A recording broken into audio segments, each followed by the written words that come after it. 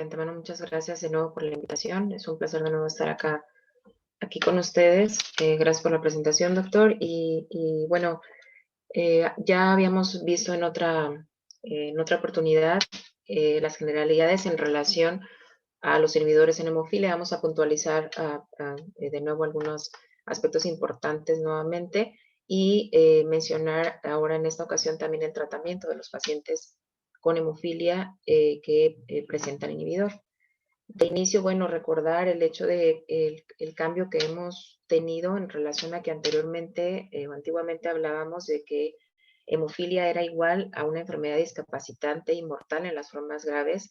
Sin embargo, con el avance de los tratamientos, con el avance del abordaje multidisciplinario, eh, la disponibilidad que tenemos ya a muchos de los tratamientos, pues el pronóstico en la actualidad es en este momento excelente en general.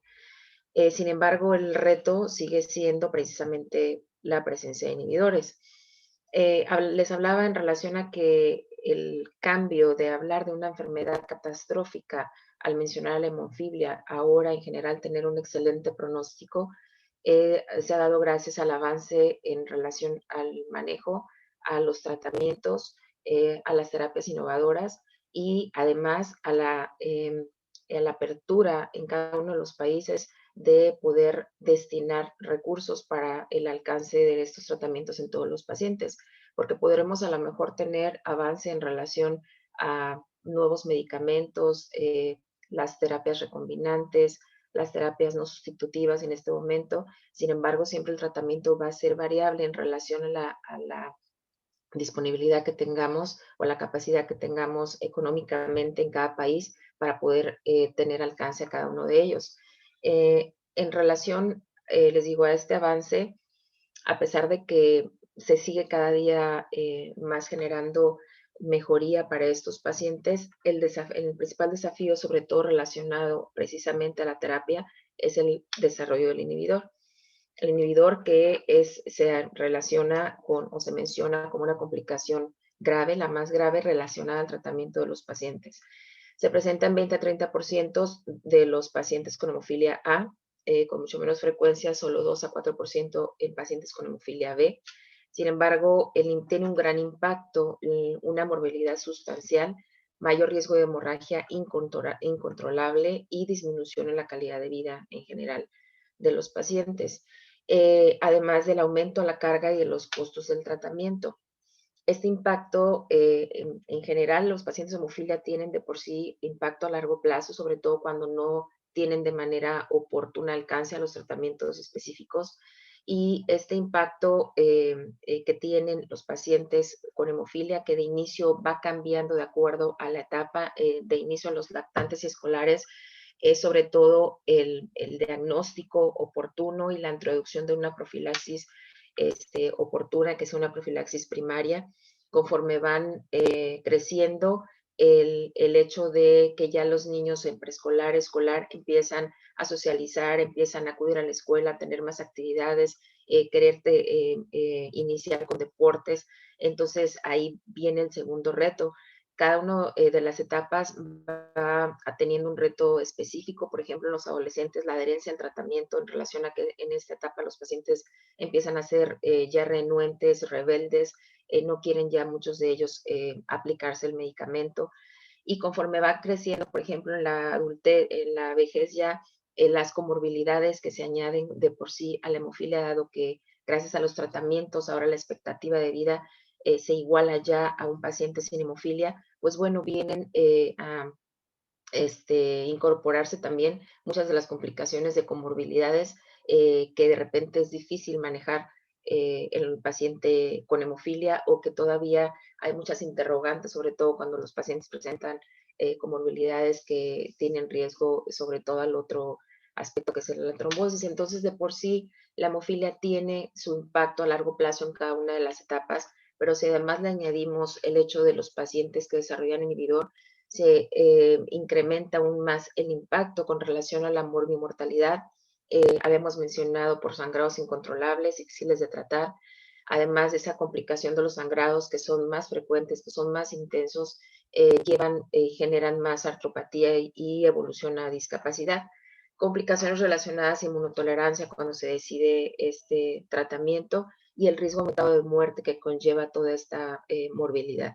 Además, por el otro lado, la calidad de vida. En los últimos años se ha dado enfoque sobre todo también, además de tratar la hemofilia como tal en relación a sus sangrados, a su salud musculoesquelética, también ver el aspecto de la calidad de vida. Y en ese aspecto tienen una menor calidad de vida, tanto por dolor agudo y crónico intenso, e incluso en relación a estudios mayor que en un paciente sin inhibidor, el impacto en los cuidadores y en general la carga de los inhibidores, tanto para el paciente como para los cuidadores. Y por otro lado, en relación a los costos en relación a que requieren, y vamos a ver ahorita en el tratamiento, terapia bypass para los sangrados agudos, el costo de la inmunotolerancia para los pacientes que se someten a esta, el costo de las hospitalizaciones en cada uno de los eventos hemorrágicos. Y en esta gráfica, por ejemplo, se compara cómo en pacientes sin hemofilia sin inhibidor y con inhibidor, la diferencia entre el dolor que les comentaba cuando hago tanto agudo como crónico, que incrementa de manera significativa, estadísticamente significativa incluso, y en relación también a los sangrados de difícil control, los sangrados intensos, los sangrados que pueden ser con riesgo para la vida. De 14.5 que presentan los pacientes sin inhibidor, se incrementa hasta 40% en los pacientes con inhibidor. Entonces, bueno, los inhibidores es un anticuerpo IgG policlonal de alta afinidad que neutralizan específicamente la actividad procoagulante del factor 8 o factor 9. Realmente pueden afectar una o varias etapas de la coagulación al inhibir alguno de los factores. Se dividen en general los inhibidores en neutralizantes y no neutralizantes. En ese sentido, tenemos los neutralizantes que van directamente contra epítopes funcionales, los no neutralizantes contra epítopes no funcionales, y se hablan también en relación a sus características de específicos que van dirigidos contra un factor en específico, como en particular de la coagulación, o en específicos que son de interferencia. El inhibidor en la hemofilia como tal es este que mencionamos, neutraliza específicamente la actividad procoagulante tanto de 8 o 9, y el riesgo de presentarlo se ha visto que es sobre todo en los primeros 50 días de exposición al factor en los pacientes previamente no tratados y que tienen un mayor riesgo, sobre todo en los primeros 20 a 30 días de exposición. Se habla realmente de una respuesta inmune multicausal para la presencia de inhibidores. Realmente en el estudio en relación a esto, el desarrollo de inhibidores ha sido muy complejo y no completamente entendido. Se ha postulado, como les digo, esta respuesta inmune multicausal y se habla de que al entender realmente la inmunología de la presencia de los inhibidores, incluso será un parteaguas para entender en muchos sentidos no solo los inhibidores en relación a hemofilia, sino en enfermedades incluso autoinmunes. Esta respuesta multicausal se refiere a que tiene que ver, y ahorita lo abordó ampliamente y excelentemente la doctora, en relación a factores genéticos, la severidad de la hemofilia, la historia familiar, la raza negra e hispanos se ha identificado como uno de los factores como tal relacionados, la intensidad y modalidad del factor, del tratamiento, el tipo de factor, la edad de inicio del tratamiento, si llevó o no llevó profilaxis, y las alteraciones como tal que se identifiquen dentro del sistema inmune. Entonces, realmente es una respuesta inmune multicausal la que ha generado la respuesta, la presencia del inhibidor. Hablábamos de que en hemofilia A, pero en hemofilia A se presenta en 20 a 30% de los pacientes con una diferencia marcada en los pacientes con hemofilia B de solo 2 a 4%. Entonces, en relación a estos factores multicausales de los que hablamos, se tienen factores diferenciados en relación o catalogados como en relación al paciente o relacionados al tratamiento. y en ese sentido podemos hablar de ellos como factores modificables en relación al tratamiento y factores no modificables que van con relación al paciente. Estos factores no modificables en relación al paciente son el genotipo de hemofilia del paciente, la gravedad de la hemofilia. Es mucho más frecuente, obviamente, la presencia de hemofilia grave que en moderada a leve, pero no se excluye, lo vamos a mencionar en un momento. La raza negra hispana, antecedentes familiares de inhibidores y ciertos marcadores del sistema inmunitario. Habla sobre estudios sobre determinantes genéticos del desarrollo de inhibidores que se han demostrado específicamente son mutación del gen F8, polimorfismos en un solo nucleótido del locus HLA y algunos otros genes reguladores que incluso ya se mencionaron. Dentro de los factores de riesgo que son no modificables, entonces tenemos estos que mencionamos y los relacionados al tratamiento que pueden ser los modificables van desde la intensidad del tratamiento inicial, si fue secundario a una o que lo requirió por alguna cirugía, algún evento hemorrágico grave, esa intensidad de inicio del tratamiento es un factor de riesgo importante. La estrategia y régimen de tratamiento, ya sea que el paciente se trató a demanda todo el tiempo o que tuvo profilaxis primaria incluso, la iniciación temprana de esa profilaxis y el tipo de producto. En relación al tipo de producto, vamos a mencionar ahorita los estudios que avalan o no este factor en específico. Entonces, tenemos que, de nuevo, mencionar 25-40% de los pacientes de hemofilia A graves son quienes presentan con mayor frecuencia los inhibidores y la aparición durante la fase inicial de la exposición, sobre todo en el periodo más crítico que les mencionaba, entre los primeros 20 a 30 días en general, durante los primeros 50 días de exposición. En relación a este riesgo adquirido, como les mencioné, si es o no relacionado al tipo de producto, hubo una pues controversia grande que se generó a partir del estudio CIPET, en donde se mencionaba que el factor recombinante se asociaba a una incidencia del 87% mayor de formación de inhibidor que en comparación a los pacientes que se trataban con productos derivados del plasma. 3 estudios posteriores, que han sido más recientes, mencionan que más bien se dirige esta aseveración a recombinantes, sobre todo de segunda generación, más que ya los de tercera generación. Cada uno de los estudios ha tenido diferentes sistemas y diseños, por eso hay quien apoya unos a otros, hay quien esté de acuerdo o no, y se ha generado esta controversia, pero fue algo benéfico en relación a que pues se dirigió el estudio en relación a poder comprobar o no, o apoyar o no esta aseveración. Los siguientes estudios a los que me refiero son estudios observacionales multicéntricos consecutivos, sobre todo el estudio Canal, el estudio Rodin, en donde el estudio Canal incluyó a 316 pacientes previamente no tratados, fue un poco más grande el Rodin de 574 pacientes, y en ninguno de los dos se mostraron diferencias en cuanto a la inmunogenicidad entre los productos derivados del plasma de productos en relación a los productos recombinantes. El estudio Canal incluso mostró que el riesgo de los inhibidores no fue realmente menor que con los factores de derivado plasmático en comparación pues de estos productos recombinante versus plasmático y no hubo como tal una diferencia significativa. Realmente tanto los pacientes que se switchaban a recombinante o los no switchados, no había una diferencia significativa en relación a la incidencia del inhibidor conforme pasaba los días acumulados de días de exposición. El otro estudio no mostró tampoco una diferencia evidente en la incidencia de inhibidores entre los pacientes que se trataban con derivados del plasma y los pacientes que se trataban con derivado recombinante. Y se asoció mayor riesgo de desarrollo de inhibidores, aquí fue donde sobre todo se demostró, más bien en los recombinantes de segunda generación versus productos de tercera generación.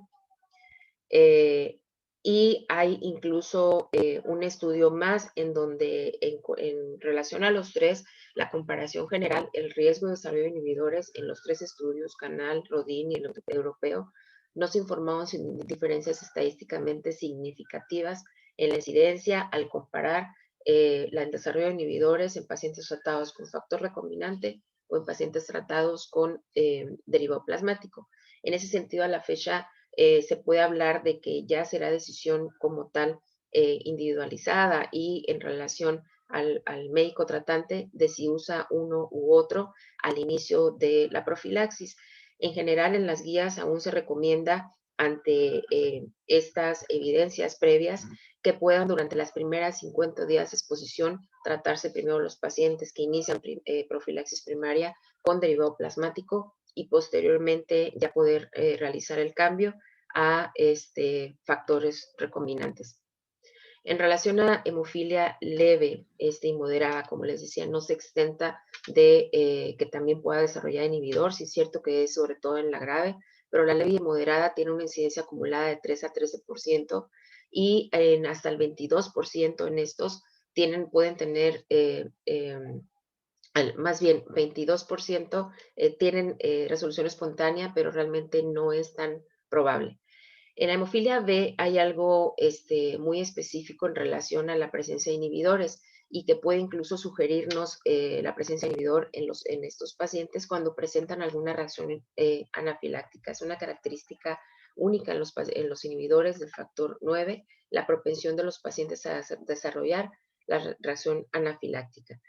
Eh, la aparición después de una mediana de 9 a 11 días y la incidencia es tanto con factor 9 y recombinante y factor de bioplasmático. Realmente en este sentido no ha habido como tal algo que demuestre una diferencia.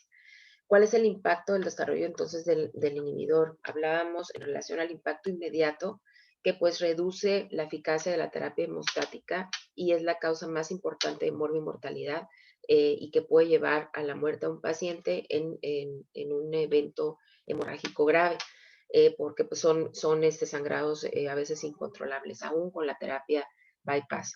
A largo plazo, mayor morbilidad, mayor mortalidad con muertes causadas por sangrados relacionados a la hemofilia en pacientes con inhibidor hasta 42% contra solo el 12% de los pacientes sin inhibidor, siendo estadísticamente significativo. Además, a largo plazo también es un mayor costo del tratamiento y, como habíamos mencionado ya, mayor carga para el paciente y sus cuidadores. Entonces, aumenta como tal la tasa de mortalidad y aumenta la evolución a la discapacidad en aquellos pacientes que, en comparación a aquellos pacientes sin inhibidor.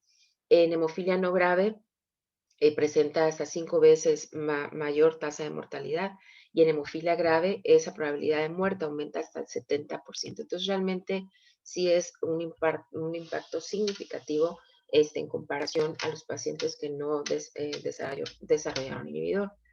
¿Cómo es que voy a sospechar entonces la presencia de inhibidor en los pacientes para darle como tal el tratamiento adecuado?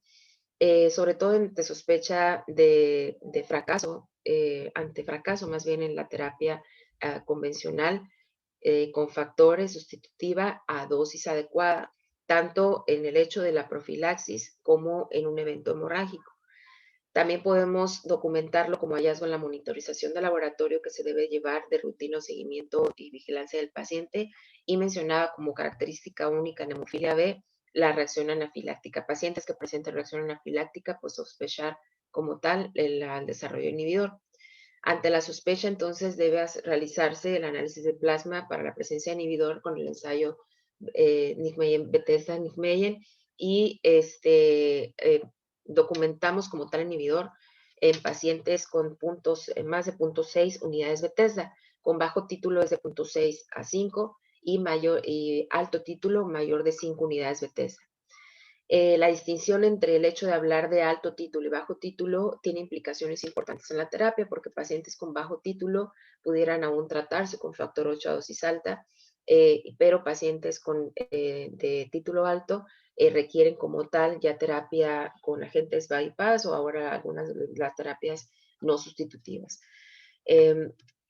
Entonces, lo que nos va a hacer sospechar, dijimos presencia de factores de riesgo que mencionamos ya que son inherentes al paciente y que son no modificables, que el tratamiento sea menos eficaz, ya sea en un evento agudo o en la profilaxis, que el sangrado no se controle con la dosis habitual del factor y que sea una dosis adecuada, o en la detección como tal del monitoreo. Y en ese sentido, la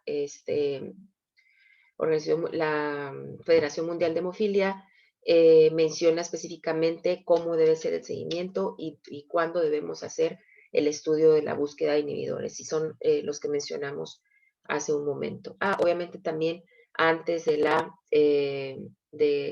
antes y después de cualquier cirugía, y así también antes y después, más bien después de un sangrado agudo y que requiera al paciente una exposición intensiva de los factores por más de 5 días, y se realiza dentro de las 4 semanas después de la exposición. Entonces, bueno, tenemos que después del el ensayo Bethesda, vamos a tener la clasificación de los inhibidores en alto título y bajo título. Eso es en relación a las unidades Bethesda. Sin embargo, también hay otra clasificación en relación o que la podemos catalogar en relación a la anamnesis, si el factor, si el inhibidor, las unidades Bethesda siguen de bajo título, de alto título después de una exposición, y a estos pacientes se les llaman bajos respondedores o altos respondedores. Y como mencionaba, pues esta clasificación tiene implicación en relación a la terapia que nosotros vamos a decidir para el paciente. Ahora, no hay que perder de vista la presencia de inhibidor transitorio. Eh, el inhibidor transitorio es un título positivo que sea arriba de 0.6, de bajo título si es de 0.6 a 5, de alto título si es mayor de 5, pero que sin intervención específica se negativiza dentro de los siguientes 6 meses después de la detención, a pesar de que continúa con concentrados de factor 8 o 9 según sea el caso. Por eso es importante que tengamos la documentación y para catalogar un paciente con inhibidor de al menos 2 determinaciones para poder hablar de que el paciente tiene un inhibidor y que no fue transitorio. Ahora, entrando a cómo vamos a manejar a estos pacientes o el tratamiento para estos pacientes con inhibidor, que hablamos de que es difícil, de que hablamos de que tiene un gran impacto para tanto el tratamiento como por complicaciones inmediatas como complicaciones a largo plazo. Lo que la tendencia, digamos, o lo que ahora también apoya la Federación Mundial de Hemofilia es más que contar con cierto nivel de factor para mantener al paciente en un estado de aumentarle de una hemofilia grave a una hemofilia moderada o leve. Lo que requerimos como todo el objetivo del tratamiento debe ser más bien mantener una hemostasia segura para el paciente, para que el paciente pueda tener una adecuada calidad de vida y que pueda realizar sus actividades sin un riesgo incrementado de sangrado. Entonces, para ello tenemos distintas modalidades de tratamiento y tratamientos que nos van a ayudar a conseguir el objetivo que requerimos, tanto la administración de factor profiláctica como ahora la terapia de no reemplazo, la terapia génica, que el objetivo es tratar de mantener como tal la hemostasia segura para el paciente y que el paciente pueda realizar sus actividades de modo habitual. Entonces, dentro de las modalidades de tratamiento para hemofilia con inhibidores, tenemos dentro del tipo de tratamiento a demanda, profilaxis de tiempo corto o profilaxis transitoria, profilaxis de larga duración o largo plazo, y la inmunotolerancia. Las metas del tratamiento para cada una de ellas es distinta, dado que para el tratamiento de demanda el objetivo es sobre todo tratar de controlar un episodio hemorrágico leve, moderado, grave, lo que se requiera, y para ello tenemos dentro de las opciones, pues bueno, los agentes bypass. La profilaxis a corto tiempo o profilaxis transitoria puede ser con el objetivo de controlar la hemostasia en cirugías o procedimientos invasivos, o incluso en pacientes en que se quiere dar una rehabilitación intensa o para incluso prepararse para una cirugía ortopédica. Para ello también tenemos la utilización de los agentes bypass. La profilaxis de larga duración, aquí entran ya otras opciones de tratamiento que tenemos, algunas con las que ya contamos y otras están todavía terminando fases de estudio, y la intención es sobre todo disminuir la frecuencia de sangrados y mejorar la calidad de vida. Es tener una profilaxis igual que con los pacientes sin inhibidor, para mantener una hemostasia segura y que garantice esa calidad de vida de nuestros pacientes, que es lo que buscamos. Puede llevarse tanto con agentes bypass como con ahora el emicizumab dentro de la terapia innovadora no sustitutiva. Y además tenemos también el tratamiento de inmunotolerancia, que sobre todo el objetivo es la erradicación del factor, que es la única de los tratamientos o de las terapias con las que contamos que va a erradicar el factor de nuestros pacientes. El objetivo es hacer que el sistema inmunológico inmune sea tolerante al factor 8 exógeno y ha tenido hasta ahora esta respuesta que el resto de los tratamientos no nos van a ofrecer. Y para ello tenemos los concentrados de factor 8 de preferencia, y lo vamos a mencionar, del factor 8 del tipo de producto con el que el paciente desarrolló el inhibidor, pero además ahora hay esquemas que combinan tanto las dosis altas de factor con emicizumab, por ejemplo, como una profilaxis para el intento de controlar o disminuir el riesgo de sangrado, y incluso antes de ello también era el contar tanto con terapia bypass como con la inmunotolerancia. Sin embargo, era muy difícil llevar ese tipo de terapia por los costos. Entonces, bueno, hay que centrarnos al hablar ya de que tenemos distintas modalidades de tratamiento y para ello, para cada uno de los objetivos, distintos productos. Debemos centrarnos en que las estrategias como tal de tratamiento para los pacientes con inhibidor debe girar en torno a dos principios básicos. Uno, que es la erradicación del inhibidor, para lo cual tenemos la inmunotolerancia, y otro es el control de los eventos hemorrágicos. Además, tanto el control de los eventos hemorrágicos agudos como en la profilaxis del paciente. Entonces, el uso de concentrados de factor 8 a dosis alta es lo que se utilizaba anteriormente antes de contar con las terapias de tratamiento puente o factores puente, y ahora con la terapia no sustitutiva. Lo que se hacía era dar factor 8 a dosis altas en el intento de contar con con respuesta dentro de esa ventana anamnésica de 5 a 7 días que el paciente podía tener o presentar, y entonces tratar en esa ventana anamnésica de controlar y contener el sangrado, sobre todo en pacientes con sangrados que amenazaban la vida o en extremidades. Posteriormente, bueno, tuvimos ya acceso a los tratamientos con factores puente, dentro de los cuales tenemos tanto el concentrado complejo protrombínico con su contraparte, la activada ahora, y el factor 7. Y opcionalmente hablábamos de que pudieran utilizarse en conjunto, o también hubo que en algún momento, bueno, hablaba de plasmaféresis, además de terapia inmunosupresora con resultados algo variables. Incluso de la plasmaféresis se incluía dentro de alguno de los protocolos de inmunotolerancia. Entonces, así fue como fuimos avanzando al estar frente a un paciente con inhibidor para el control de sus sangrados, que es lo que tenemos ahora y que como tal dicta y recomienda la Federación Mundial de Hemofilia para los pacientes para el tratamiento, demanda y el control de los sangrados. El agente que podemos utilizar para los de baja respuesta o bajos respondedores y de bajo título es el factor 8 a dosis alta aún. Y para los pacientes que son altos respondedores y con alto título, entonces tenemos la terapia con factores puente o los factores bypass. Y de la misma manera, en los pacientes, tanto con pacientes con hemofilia A como pacientes con hemofilia B. Y en ese sentido tenemos para los agentes bypass que vamos a tener para el tratamiento de demanda y el control de los eventos hemorrágicos en el paciente, tanto el factor 7 como el concentrado complejo protrombínico activado. Ambos han demostrado que pueden tener una respuesta en relación al control de los sangrados, y lo único que es variable tanto la dosis, la frecuencia que vamos a tener, y si como los eventos adversos que han ido siendo similares en ambos, en varios estudios.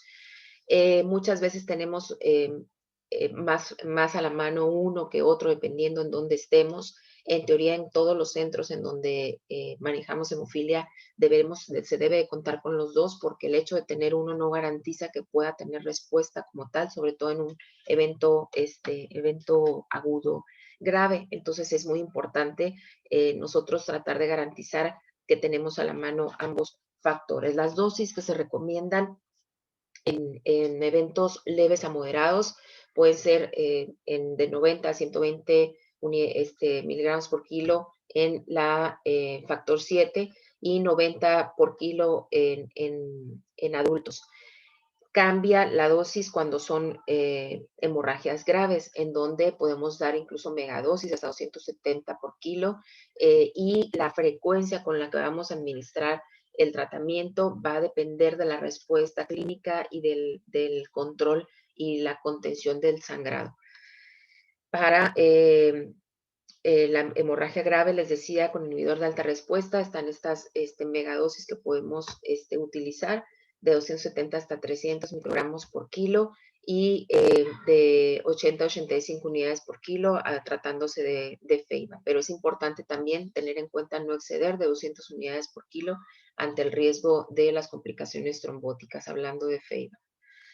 Es una terapia secuencial que se menciona como tal dentro de las recomendaciones de las últimas guías de la Federación Mundial, en donde se habla tanto de la terapia convencional de una sola dosis y las dosis con horario, a esta terapia secuencial dependiendo de las características del sangrado, la localización del sangrado y la respuesta que va teniendo con las primeras dosis, sobre todo, como les comento, en relación a un sangrado grave, poder dar de inicio una megadosis que pueda a lo mejor de inicio controlar el sangrado.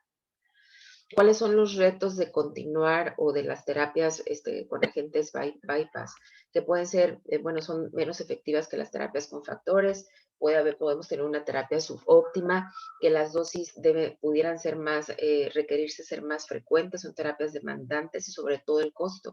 Si tuviéramos a lo mejor el acceso a contar con ellos y no fueran de un costo elevado, probablemente no fuera un tanto reto en ese sentido. Que los concentrados de complejo protrombínico contienen trazas de factor 8 que pueden aumentar el título inhibidor y pues el riesgo de trombosis con ambos, ¿no? Entonces, sigue siendo un reto en ese sentido y por eso es que tenemos ahorita afortunadamente otras opciones que vamos a mencionar. En relación a la inducción a la tolerancia inmune. La inducción a la tolerancia inmune, hablábamos de que es el único método actual para erradicar con éxito el inhibidor y lograr una tolerancia a largo plazo. Hay controversias en este momento en relación a que si contamos ya con una terapia ahora, por ejemplo, no sustitutiva, ¿vale la pena o no vale la pena continuar con inmunotolerancia? Al menos en la visión con los pacientes pediátricos, en la opinión en general ha predominado que sí vale la pena en el sentido de intentar erradicar como tal el inhibidor para en el paciente.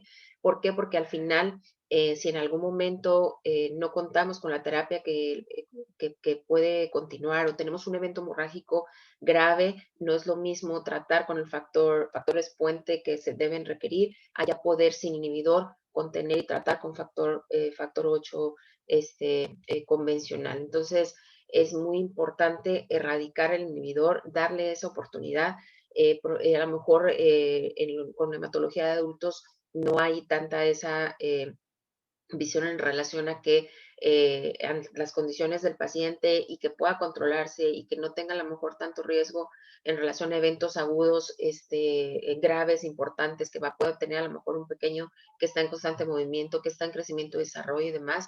Bueno, a lo mejor pudiéramos tener diferencias en ese sentido, pero al menos los pediatras sí avalamos el hecho de que se pueda dar en los pacientes la oportunidad de la inmunotolerancia, aunque contemos con ya más opciones de tratamiento en los pacientes con hemofilia e inhibidor. Entonces, es la importancia de hablar de que este es el único método como tal para erradicación y para aplicar como tal esta modalidad tenemos una amplia variedad de regímenes como tal y no ha surgido como tal una identificación de que haya uno óptimo y que sea el que se recomiende para todos.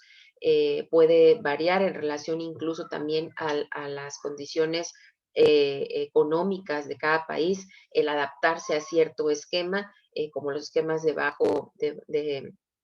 bajas dosis, que realmente no le piden nada a los de altas dosis en pacientes que no tienen realmente factores de mal pronóstico. Y además de la inmunotolerancia, debemos tener en cuenta el tratamiento en torno al manejo de los eventos hemorrágicos. En ese sentido, por eso mencionaba que tratar de contener a lo mejor un tratamiento costoso con inmunotolerancia, con dosis muy altas de factor y además el agente puente, pues era algo a veces inalcanzable y lo sigue siendo probablemente.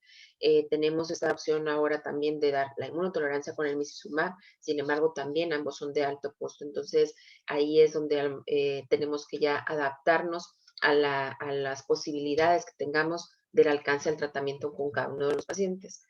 Pero bueno, hablando entonces de inmunotolerancia, el objetivo, mencionábamos, es sobre todo que el sistema inmune tolere el factor y que no se produzcan más anticuerpos. La duración de la terapia pueden ser meses, pueden ser años. En relación, el tratamiento son alrededor de las 32 meses. Sin embargo, podemos evaluar a corto plazo si el paciente no va a responder por mal pronóstico, por la evolución, porque no ha caído como tal como se espera el título de inhibidor en un tiempo, bueno, evaluar si realmente continúa o no continúa. El uso de terapia inmunosupresora en hemofilia B ante el riesgo de anafilaxia y nefritis, es importante hablar de la gran carga de tratamiento, compromiso en los pacientes y los familiares, la asistencia regular, cumplir como tal el esquema frecuente que va a haber de la administración de factor y más si va a ser tanto el factor 8 y en días alternos otros factores. Y habrá que ver si realmente es posible como tal sobrellevar esta terapia, ya que es costosa en el sentido de que no es únicamente llevar el tratamiento a la erradicación, sino también tomar en cuenta el tratamiento de los eventos agudos del paciente, independientemente de si se mantengan en profilaxis o no. Se habla de tasas de éxito de 60 y hasta el 80% de los pacientes, sin embargo, también riesgo de recaída en 4 a 12% de los pacientes y el inhibidor era más allá o el pico máximo fue más allá de 36 unidades, con un éxito en menos del 50%. Para hablar de inmunotolerancia vamos a mencionar, esto lo mencionamos ya creo en otra presentación que vimos juntos, en relación a los antecedentes de cómo empezó la inmunotolerancia. La terapia de inmunotolerancia empezó desde los años 70 en la Universidad de Bonn, en un niño en que tenía hemorragias recurrentes y se empezó a tratar con dosis altas de factor 8 más concentrado complejo proteínico y tuvo una recuperación importante. En las siguientes 3 semanas, control hemorrágico, disminución de los títulos de inhibidor, de tener más de 500 unidades a 40 unidades. Y en los próximos años, a partir de este pequeño, fueron tratándose más pacientes con éxito y se estableció como tal la inmunotolerancia a partir de este paciente de 19 años, quien aceptó este desafío de someterse a inmunotolerancia para erradicación en este centro de hemofilia de Bonn, en la Universidad de Bonn, con el esquema de factor 8 con 100 unidades dos veces al día, más además concentrado complejo protrombínico. ¿Cuál respuesta hubo en él? De la misma manera, disminución de los episodios de sangrado, logró el cambio a un programa profilaxis estándar con factor 8 en días alternos y esto le llevó también a poder someterse a fisioterapia y mejorar su calidad, su salud musculoesquelética y su calidad de vida en general. A partir de entonces, bueno, se han desarrollado varios protocolos. El primero fue el ahora que se mantiene conocido como Bonn, se publicó por el doctor Brackman en el 1977 a partir de este paciente que trató. Y después de esto han surgido otros esquemas que vamos a mencionar en un momento. y en donde les comento que incluso en uno de ellos se incluyó hasta plasmaféresis y demás. Se han hablado de dosis altas, dosis bajas, dosis intermedias y combinado, ¿no?, con otros tratamientos. ¿Cuál es el mecanismo como tal de la inmunotolerancia? Es considerada como tal, mencionamos, el estándar de atención para la erradicación de inhibidor. Los mecanismos son complejos, mencionábamos en el sentido de que el hecho de que se pueda llegar a conocer por completo los mecanismos de la inmunotolerancia beneficiará también a el tratamiento de otras enfermedades autoinmunes. Los mecanismos, aunque no están, les comento, completamente esclarecidos, se describe la producción de anticuerpos antibiotipo, generación de células T reguladoras específicas de factor 8, apoptosis celular inmune en relación a energía de células B, mecanismos de células T reguladoras, de lesión clonal de células TH, TGLP. Entonces, todo esto en conjunto nos lleva como tal a lograr esta inmunotolerancia, y les mencionaba, tiene realmente un gran impacto que va a apoyar incluso a otras enfermedades. En relación a los protocolos, el protocolo de Bonn, que fue el primero, mencionábamos ya factor 8 a 100 por kilo, hasta 150 por kilo, además de tratamiento concomitante con concentrado complejo proteomínico en aquel entonces, y continúa a la fecha. Se demostró un promedio de éxito de 87%. Después de él vinieron otros protocolos con dosis alta de hasta 200, protocolos con dosis intermedia, protocolos con dosis baja, que se estableció de 25 a 50 unidades cada tercer día, y a pesar de ello, el éxito también fue de aproximadamente 87%. No hubo diferencia en resultados de inmunotolerancia, sin embargo, el pronóstico fue distinto en comparación con las altas dosis, por el hecho de que en las dosis bajas pues hubo mayor frecuencia de eventos hemorrágicos. Entonces, fue sobre todo la diferencia, a pesar de que en relación a la resultado como tal de la inmunotolerancia fue similar. Después vino el protocolo de Malmo, en donde aquí incluso se mencionaba inmunoabsorción extracorpórea, el tratamiento concomitante con algunos inmunomoduladores. Sin embargo, se menciona como tal como referencia, pero ya no es como tal utilizado. Tenía un promedio de éxito de 63% y muchos más eventos adversos. Tenemos otros protocolos que han surgido con dosis variables, con dosis en enfoque de 3 fases, el de Smith, por ejemplo, variación de la dosificación dependiendo del paciente o individualizado, el protocolo de Rosino, y el que ha tenido más auge últimamente a partir de las terapias de no sustitución es el protocolo Atlanta, en donde tenemos dosis de factor 8 a dosis alta, pero además profilaxis con emicizumab. Y esto pues ha tenido buena respuesta y disminución de los títulos de inhibidor con las dosis altas de factor 8, pero además control importante de los sangrados, manteniendo al paciente en excelentes condiciones y con una muy buena calidad de vida. ¿Cuáles son los criterios de éxito en relación a la inmunotolerancia? La respuesta completa se menciona con un título menor a 0.6 a los 33 meses de inmunotolerancia, recuperación más de 66%, recuperación de factor 8 y una vida media más allá de 6 horas. De ahí, bueno, tenemos respuesta parcial o de plano falla de tratamiento, en donde el inhibidor persiste con dosis altas, más de 5 unidades de TESA. Y en ese sentido, y ante el costo del tratamiento y el poder decidir si se somete o no se somete a un paciente a este tratamiento, más ahora que podemos a lo mejor combinarlo con el imsumab, como si nos podemos tener acceso al protocolo Atlanta, o también tomando en cuenta que el uso de los factores puente en eventos hemorrágicos, que es costoso. Bueno, se tienen incluso dentro del IMSS, por ejemplo, lineamientos para someter o no someter a un paciente. Y sobre todo en esos lineamientos no quiere decir que el resto de los pacientes que salgan del lineamiento no sean candidatos a ITI, pero tomando en cuenta el costo-beneficio, y si podemos darle en ese caso alguna otra opción, se toman en cuenta algunos predictores de éxito, que dentro de los que se incluyen el pico del título inhibidor, este, el tiempo entre la detección del inhibidor y el inicio de la inmunotolerancia, la edad al inicio de la inmunotolerancia, incluso el perfil genético, el perfil de epítope del inhibidor, el inhibidor pre-ITI, y si es menos de 10 unidades, por ejemplo. Entonces, son predictores de éxito que nos pueden apoyar a nosotros poder someter como candidato a un niño o a un adulto para iniciar en nuestras instituciones esta terapia de inducción de tolerancia inmune. Son los que les menciono de buen pronóstico, mal pronóstico, pues los que sean mayores a estos títulos, el título pre-ITI menos de 10, el pico histórico menos de 200, el pico en ITI menos de 100 y el que tenga menos de 5 años entre el diagnóstico y el inicio de la inmunotolerancia, y que además no haya interrupción de la inmunotolerancia durante su tratamiento.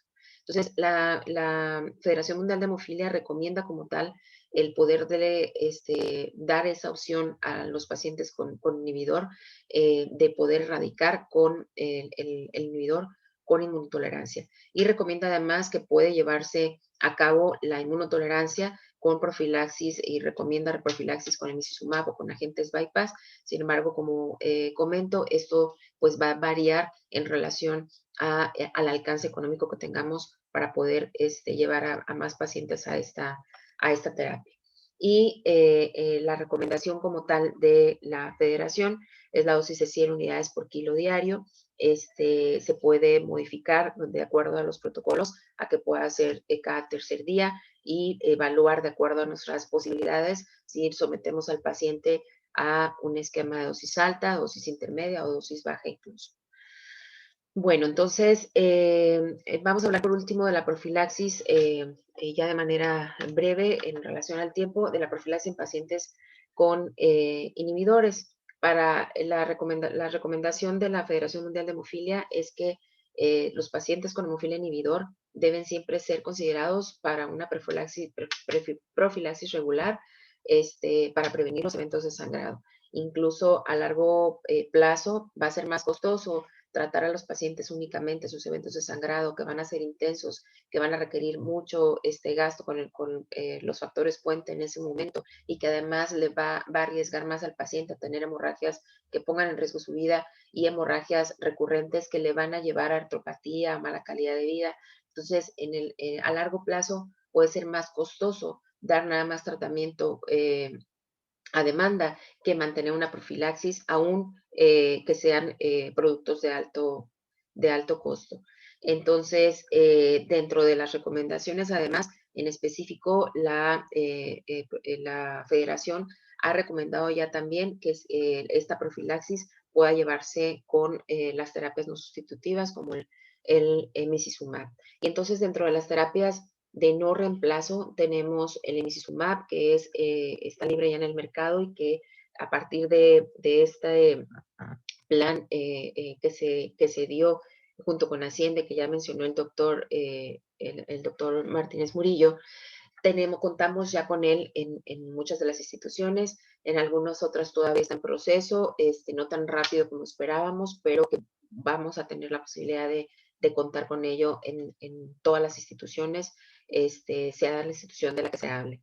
Y vamos a hablar ahorita un poquito de eso. Y otras terapias que se tienen que mencionar y que están aún en fase, completando algunas fases, es el fitusiran, que es un agente antitrombina, RNA de interferencia, el concizumab, que es un anti-inhibidor del plasminógeno tisular, y algunos otros que han estado con retiros y reinicios de sus fases por algunos casos de trombosis, pero que también están ya en estudio, y que, bueno, nos podrán ofrecer una amplia gama en un futuro para estos pacientes.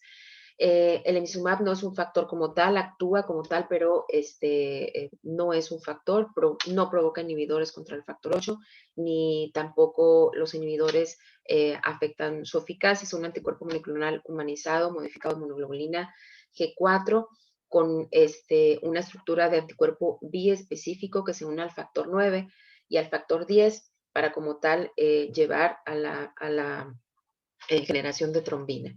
El emicizumab ha demostrado en todos sus estudios, en las con las distintas poblaciones que se han realizado desde GEVEN 1, 2, 3, 4, que tiene una reducción en sus sangrados versus los pacientes que no están en profilaxis. La reducción es de 87% en el primer estudio, 96 y 97% posteriormente, y el último estudio analiza además la seguridad, eficacia y la calidad de vida de los pacientes, y ha tenido excelentes resultados. Los pacientes que incluso se refieren en los estudios como cero sangrados van hasta el 76%, 77%, y en comparación a sangrados o a la tasa anual de sangrados, tiene una reducción en el emicizumab de hasta 79% de la tasa anual de sangrados en comparación con profilaxis con agentes bypass, 97% de reducción en los pacientes menores de 12 años, y hasta 69% en los pacientes sin inhibidor, porque también este estudio ha hablado ya de manejar pacientes sin inhibidor con la terapia no sustitutiva. Y entonces esta tasa anual de sangrado se ve como se ha reducido a través del tiempo, se ha hecho estudios, y en ASH 2020 se ha presentado pósters en donde a largo plazo y en el transcurso de los años, más bien en el transcurso también, bueno, de los meses, se mantiene esa tasa de sangrado, incluso va disminuyendo con el transcurso de los meses y semanas. Aquí se tiene como en las primeras semanas, se tiene, por ejemplo, en el primer estudio, una tasa anual de sangrado de 3.1, pero ya hasta las 96 semanas esa tasa anual de sangrado se va hasta 0.4. Entonces, es importante tomar en cuenta esto en relación a los pacientes con cero sangrados. También tenemos una proporción importante. Y les decía, en relación a estos pósters que se han presentado, bueno, nos habla de que en el pasar del tiempo, desde que salieron los primeros estudios que demostraban la eficacia del emicizumab, pues se sigue demostrando la eficacia y una mejoría importante, tanto en el mantenimiento de la prevención de sangrados en el paciente, como en su calidad de vida a largo plazo. En ese sentido, tenemos que mencionar, como les decía, otros de los tratamientos que están en camino y que están terminando sus fases, el fitusiran, que restablece como tal la generación de trombina, inhibiendo la producción de antitrombina, tanto la producción como reduciendo también la antitrombina circulante. Están completando estudios, sin embargo, se habla en las primeras fases de que es un medicamento bien tolerado, una terapia bien tolerada, tanto en pacientes A como en pacientes de hemofilia A como en pacientes de hemofilia B, que es una de las diferencias que tiene con el emicizumab, que únicamente se utiliza en hemofilia A, o que requiere el factor 9 para unirse al factor 10, entonces únicamente en los pacientes con hemofilia A, pero fitusiran y concizumab sí podemos manejarlos en ambos, tanto en A como en B. En la primera fase se hablaba de que no había como tal eventos tromboembólicos, y que tampoco había eventos secundarios o reacciones en relación a la aplicación. Después, ahorita está en una fase 3, en donde habla ya incluso de dosis estándar, no por peso. La dosis sería una dosis mensual subcutánea, y se va a poder administrar tanto en pacientes con hemofilia A como en hemofilia B, y tanto en pacientes con y sin inhibidores.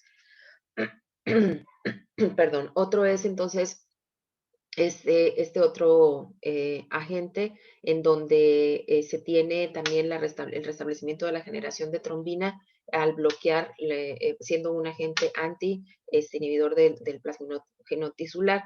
Ha demostrado también mejoría y eficacia en las primeras fases, sin embargo todavía está avanzando, se ha suspendido y regresado por efectos adversos. Entonces esperamos de estos dos pues pronto tener conclusiones.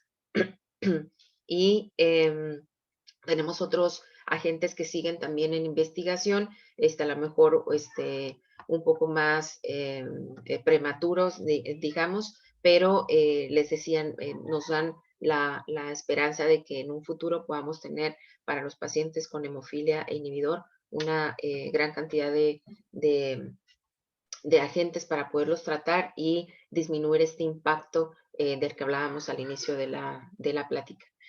Entonces, bueno, además de contar con las modalidades de tratamiento y toda la variedad de productos con las que podamos contar para el tratamiento de los pacientes, no debemos perder de vista que el tratamiento siempre debe ser interdisciplinario, además de multidisciplinario, que no es lo mismo, debe ser interdisciplinario para poder garantizarle al paciente una adecuada salud articular, una adecuada salud musculoesquelética, una adecuada salud incluso mental, una adecuada calidad de vida. No es solo el hecho de aplicar el medicamento para mantener su homeostasia, sino todo lo que conlleva y todo lo que está detrás de mejorar la calidad de vida en general de los pacientes. Entonces, no perder de vista el que debemos tener contacto con todas las disciplinas, que tenemos algo que hacer siempre en todos los pacientes con hemofilia.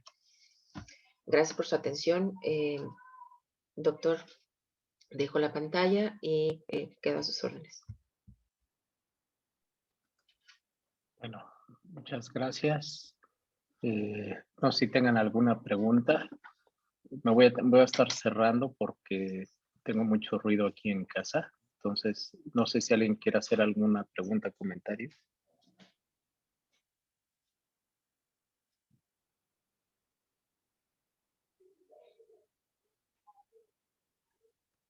Emicizumab y tolerancia inmune. ¿Es una buena combinación? Sí, no. ¿Por qué sí o por qué no? El protocolo Atlanta es el que avala este esquema, doctor. Realmente se habla de que es un buen esquema, sin embargo, aquí podríamos irnos a lo mejor en nuestro medio al alcance económico que podría conllevar. El hecho de mantener con el emicizumab una hemostasia que nos permita que el paciente no se prevenga de manera adecuada la aparición de sangrados, además de tener la dosis alta de inhibidor mientras tenemos la respuesta a la monotolerancia, pues es un esquema prometedor.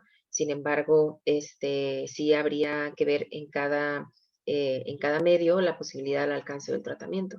No sé qué opina usted.